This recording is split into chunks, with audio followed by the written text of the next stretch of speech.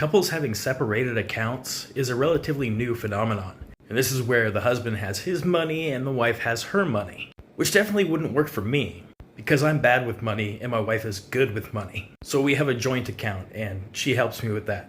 It sounds like this guy might have the same problem. Man slammed for refusing to sign wife's contract to borrow $14,000? She's been married to her husband for 2 years. He's previously been married twice with 6 kids. So I guess I'm not surprised they have separate accounts. He wanted their finances to be split, but she noticed that he just blows through his money, and she thinks it's really frustrating. He told her that he spends his money on kids and other commitments. Okay. However, his bank account is almost empty, and that seems to happen a lot. He's borrowed $4,000 from her brother. When she asked him about it, he said it was for his kids. Then he made the jump from $4,000 to $14,000 and just told her to pull it from her account and put it into his. She tried asking him why he needed the money, but he said it was none of her business. Yeah, I think it's her business. When you're married and borrowing that amount of money from her, it's definitely her business. Then she said, okay, under one condition, you sign a contract stating you'll return the money in full, which is fair.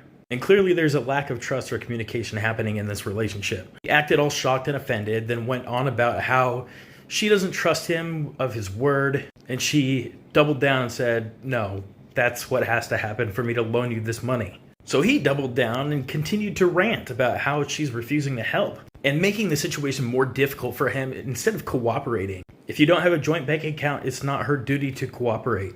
This was your decision, and now you're regretting it. She then had to remind him a few more times, and then he blew up. He says, we're family, and you should be ashamed for involving courts and lawyers between family. Well, it's a contract, not courts and lawyers, not yet. He left the house and was so upset he hasn't responded to any calls yet. Sounds like a winner.